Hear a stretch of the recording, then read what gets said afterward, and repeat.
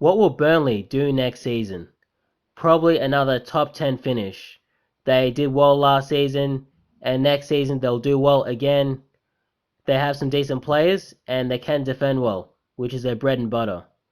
Looking at their squad, they have Nick Pope between the sticks. He's a shot-stopping masterclass, and he really knows what he's doing. Chris Wood, since he's come from the Championship, he's been scoring goals regularly every season, and that'll continue. Dwight McNeil, he's a player that's really come up. He can cross a ball, and it looks like he's going to get better next season.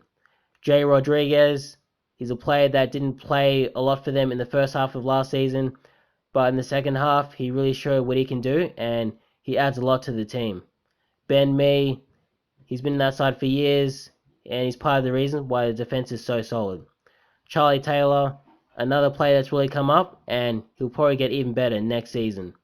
James Tarkowski, he's the captain.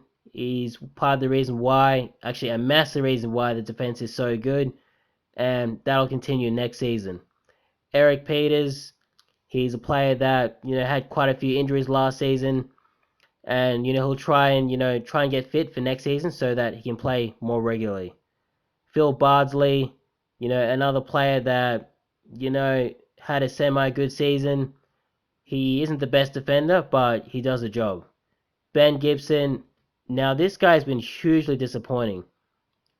Last transfer window, he was kind of hyped up to be this really, well, he's supposed to be a really good defender, but it just hasn't worked out for him at Burnley. He's barely played for them. He can't really get into the side, and it looks like he's on his way out. Ashley Barnes is a player that, didn't really feature regularly for them last season. He had a good start to the season, but he really faded badly, and who knows what's going to happen next season.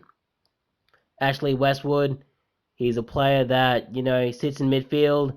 I think he did really, really well last season, and he'll probably have another good season next season.